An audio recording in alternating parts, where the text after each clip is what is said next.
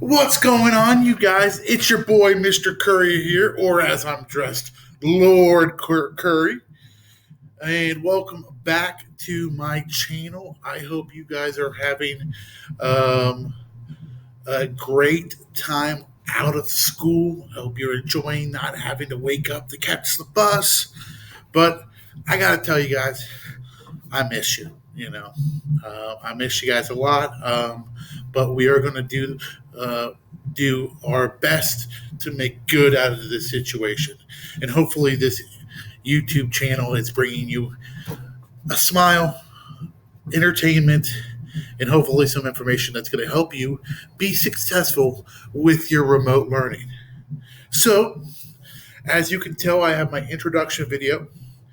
And I posted a video yesterday, or it was like at midnight 2 days ago, but yesterday, with the reading, and it's straight from the book, just like we do in class. That same Susan, my assistant Susan, that reads it to you for you.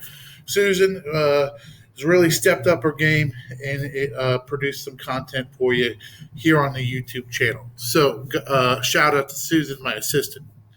So, excuse me, this video is going to go over the review questions from page 369, chapter 13, lesson 1.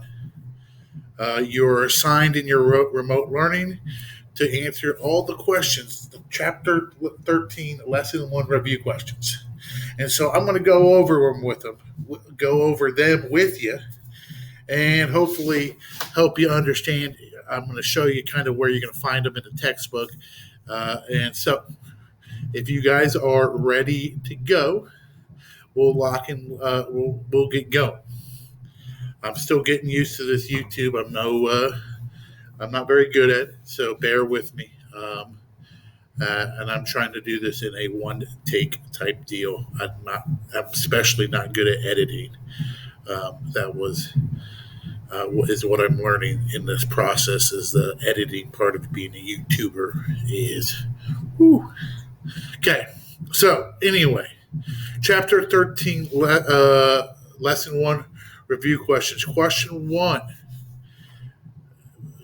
1 asks, what is a missionary meant to do?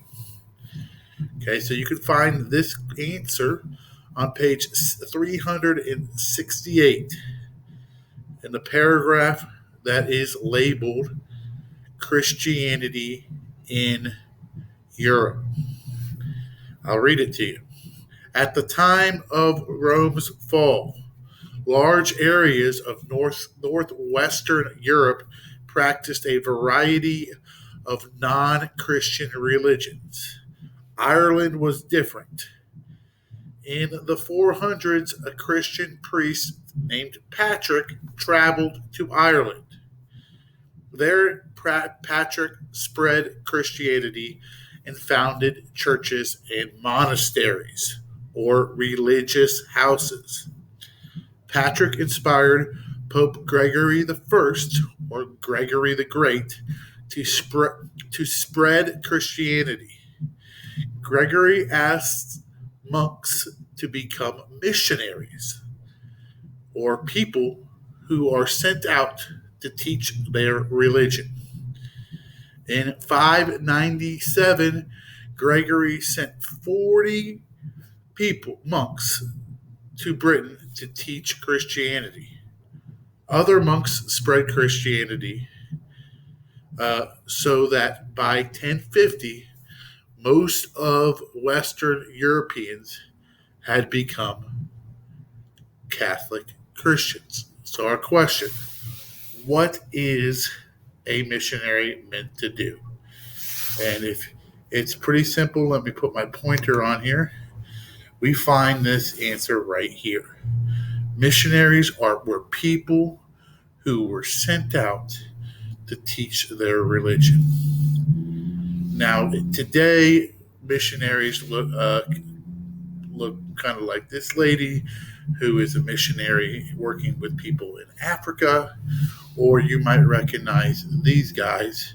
These guys are missionaries that work through practice or are part of the Church of the Latter-day Saints, or also known as the Mormons.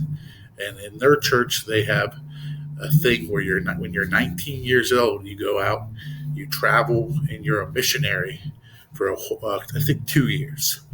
And so missionaries are people that go out and travel um, the world, spreading your religion or teaching the religion.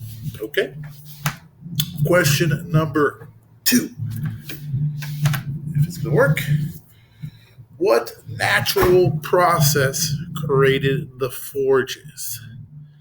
And now this answer is in the paragraph that's labeled, the section that's labeled Wave of Invaders. So if you kind of are looking through this section, I'm going to start reading. It's talking about the different kingdoms after what happened after Charlemagne died in 814. So I'm going to start right here. These Frankish kingdoms were prey to outside attacks. In the 800s and the 900s, waves of invaders swept across Europe. Muslims from North Africa raided France and Italy. Fierce nomads called Magyars came from Hungary and invaded eastern parts of France and Italy, and then Vikings launched raids from their homeland in Scandinavia. Scandinavia is in Northern Europe, Norway, Sweden, and Denmark. All are part of modern Scandinavia. Much of Scandinavia has a long, jagged coastline. It has many fjords, or narrow inlets, of the sea. The fjords surrounded by steep cliffs and slopes were carved by glaciers long ago. Viking people known as Norsemen or Northmen lived in villages near the fjords. So, question: what natural process created the fjords? Okay, pretty simple. Adjust my coat. We find this right here. The fjords, surrounded by steep cliffs or slopes, were carved by glaciers long ago. You're going to see this here in this on this slide. You can see that the glaciers carved out these kind of like a valley, but they're called fjords, and they're like rivers that have very steep mountains that come up to the sides. Very beautiful. These aren't paintings or fake pictures. These are very steep cliffs that come up right to the coastline. It makes it a very interesting place to live. Okay, so we got that. Glaciers. The glaciers was this natural process that carved out these pieces of land that you see. I'm trying to point, but I realize you can't see it. These a glacier had carved out this. So hopefully that helps you with that answer. Okay. Question number 3. How did the mountains and rivers make it difficult for one group to control all of Europe? Okay.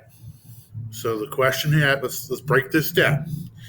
We need to figure out, how did these mountains and how did these rivers make it difficult for one group? Let's say the Franks, for example. Why couldn't the Franks conquer all of Europe? And what role did mountains and rivers play in preventing a singular group from doing that? So the chapter on in the chapter 362, page 362 on the rivers and seas, and then continued on to 363, we find our answers. Um, uh, we're going to start right here. Um, the rivers also played an important role in Europe's growth. Major rivers as the Rhine, Danube, Seine, and Po flow inland. Mountains inland mountains flow from inland mountains into the oceans and seas surrounding the continent. These rivers are navigable or wide enough for and deep enough for ships to use. People and goods can sail easily from inland areas to the open sea and from there all over the world. Europe's seas and rivers also provided protection as well as possibilities for trade. The English Channel, for example, separated the islands of Britain and Ireland from the rest of Europe. As a result, these people were far enough away to be largely safe from the many wars that were fought um, on Europe's mainland. And they were also able to develop their own governments and societies. In mainland Europe, wide rivers like the Rhine also kept groups separated because of this separation and isolation. Because of this separation and isolation, many different cultures uh, developed. Europe also had many different mountain ranges. In the southwest, we had the Pyrenees, isolated what is now called Spain, and what is now called Spain and Portugal from the rest of Europe. In the middle of the continent, the Alps separated Italy from Central Europe, and the Carpathians cut off what is now Ukraine and Russia from Southeast Asia.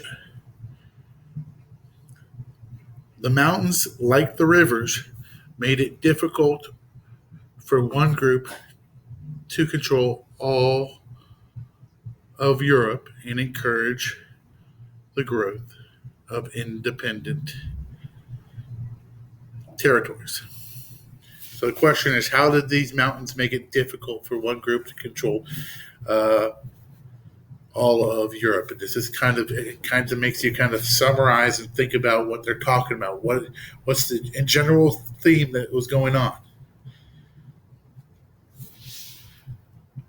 And basically, what we saw is that it created um, separation, and we had societies being separated by natural things like mountains and rivers, and uh, because they were separated, we had one different group over here, one different group over here, one different group over here, and this separation led to the growth of independent territories.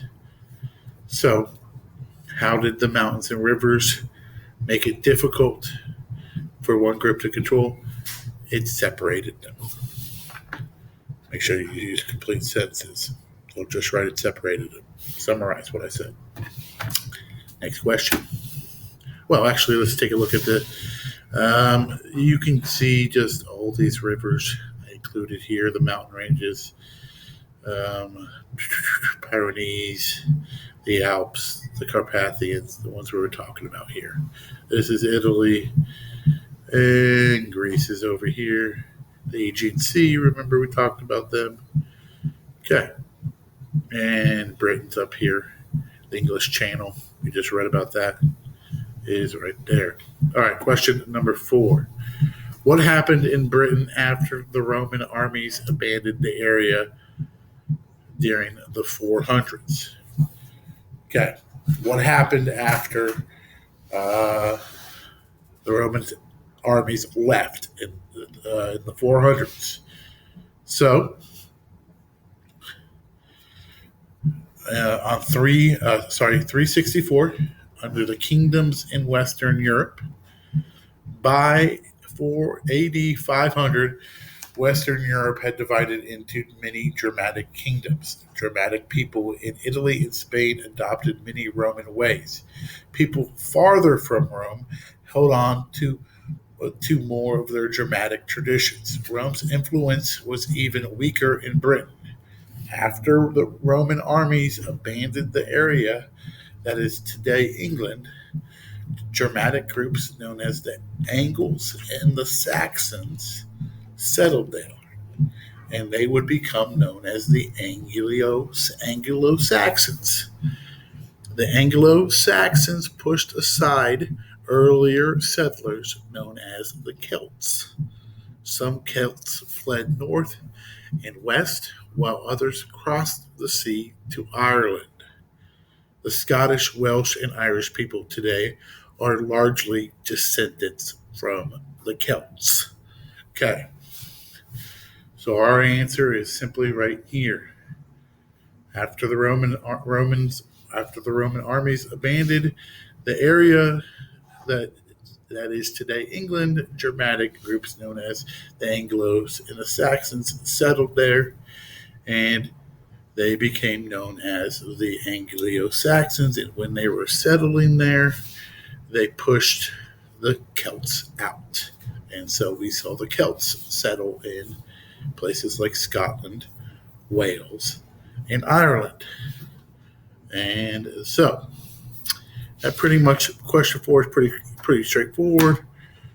Here's a map of kind of the Angles and the Saxons, and kind of some funny pictures of some people that are dressing up like they were from the time period. I don't know what kind of person would do that.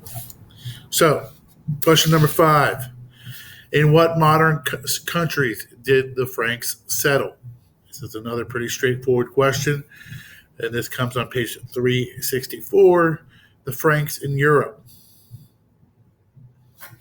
The Franks were the strongest group, the strongest of the Germanic groups. They settled in what is now France and Western Germany. In 484, Clovis became the king of the Franks. 15 years later, he became the first Germanic ruler to accept Catholic Christianity. And before long, all of the Franks became Catholic. So pretty straightforward.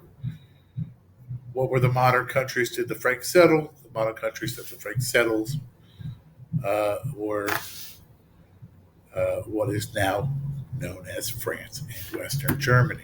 And this is France, and Germany is right here. So the western part of Germany, I accidentally clicked, and the Franks. Boom. You can see that here's the Eastern Roman Empire.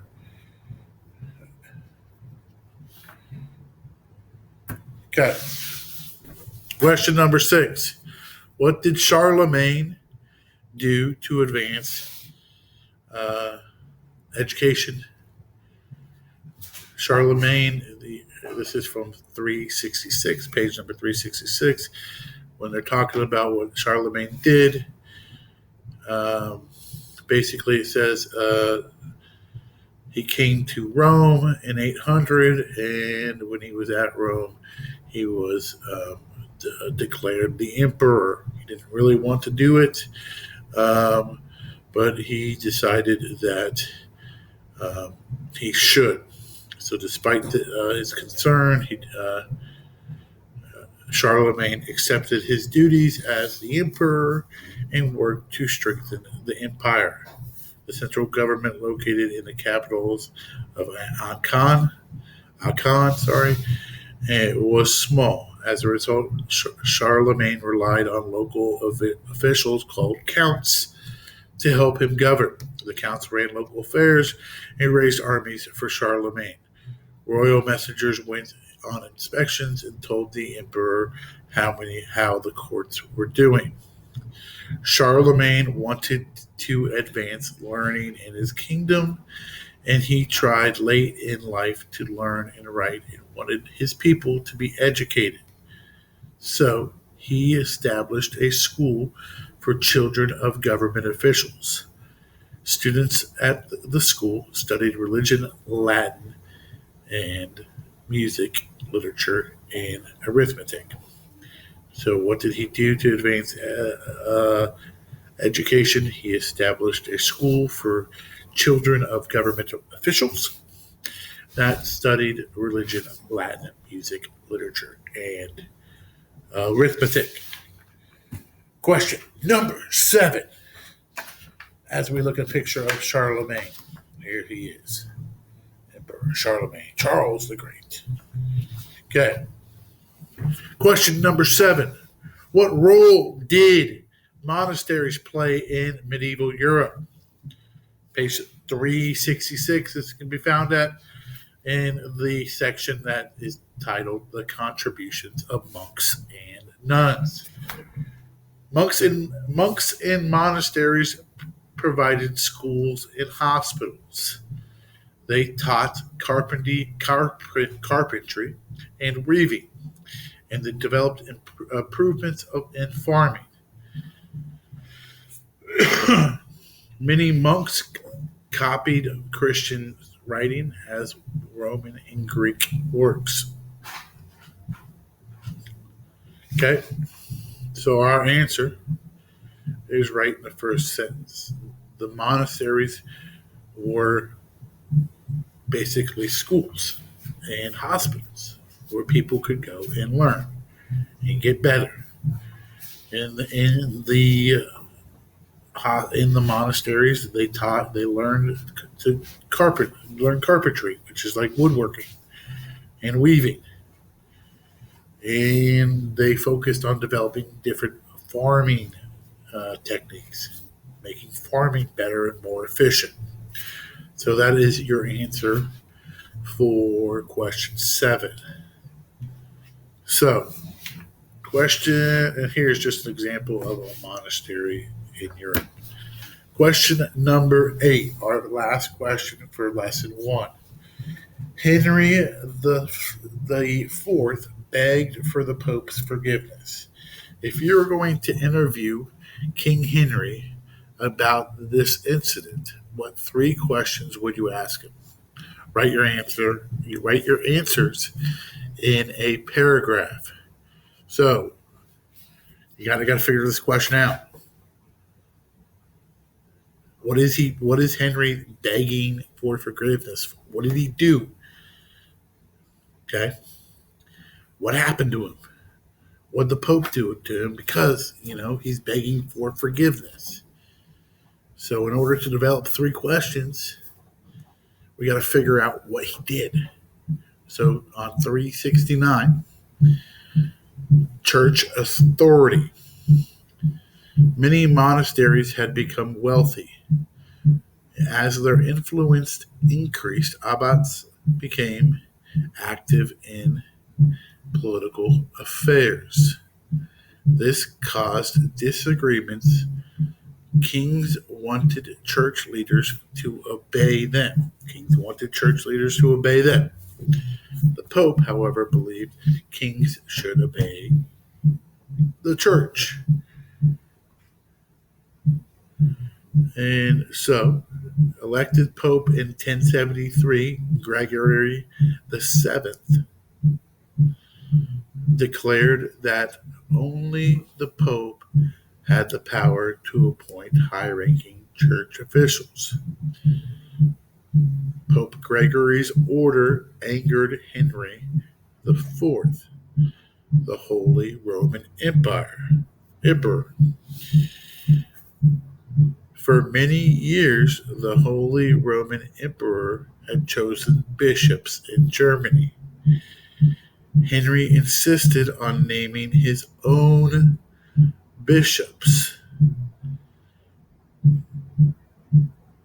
Gregory then declared that Henry was no longer emperor and excommunicated him. This meant that he no longer had the rights of church membership and could not go to heaven. When German nobles supported the Pope, Henry changed his mind. He traveled to Italy and begged the Pope for forgiveness. Gregory forgave Henry, but the German nobles chose a new emperor. When Gregory accepted the new emperor, Henry seized Rome and named a new pope.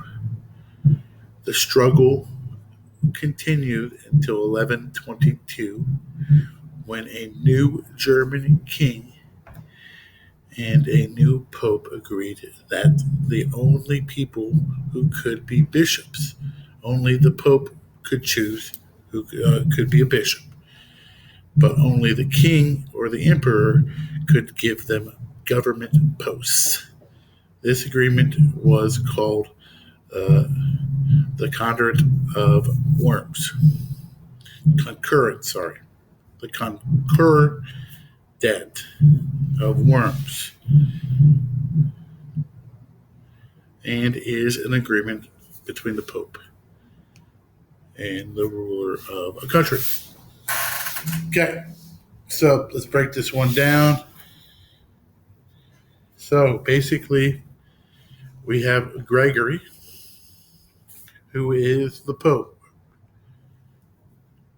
and he declared that the Pope had the power to appoint high-ranking church officials.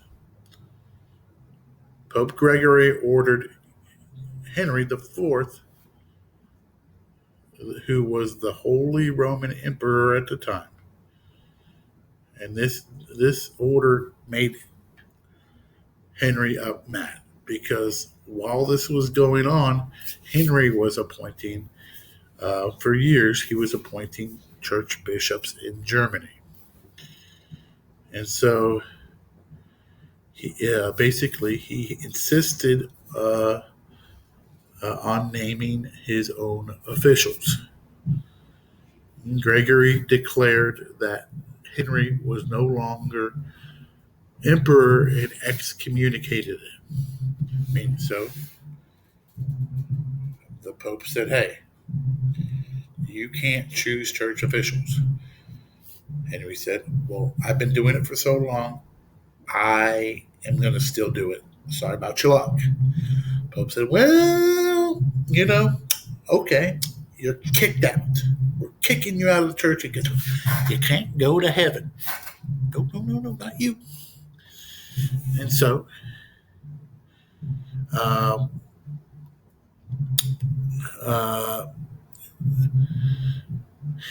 Henry turned to his German nobles for support. Guys, back me up, and they actually backed up the Pope. And so at that point, we see Henry be like, oh, these guys that I chose, that I'm fighting to choose, are supporting the Pope. The Pope's going to kick me out. I better go run and beg forgiveness. And so he does that. Regardless of him begging for forgiveness, he ends up being kind of fired as the Roman emperor because of this. So you need to think of 3 questions you're going to ask Henry. Why did he do this? What did he, what did he want to, what was his goals? How did he feel when his own nobles supported the person that he was fighting? So all kind of good questions. You're going to have to come up with them. And don't just list the questions. Read the questions. It says write your answers in a paragraph. All right. Let's see if I don't have any pictures for this one. So hopefully that one is, I explained that well enough. If not, if you guys have any questions, make sure you shoot me an email. You know how to get a hold of me. I'm pretty good at it. And if you made it this far in the video, the end, if you in the comments Type. Let's see. Let's pick something unique from this slide. Let's pick. If you type excommunication, this word right here, excommunicated, the first person to type that in the comments when we return, I'm going to give it 15 rocks cards. So the first person to type excommunicated in the comments, 15 rocks cards. Thanks for joining. Hopefully this helped you. If you have any questions, again, email me. It's been real. It's been fun. Wash your hands. Stay safe. I miss you. Take it easy. And until next time, it's your boy, Mr. Curry. Peace.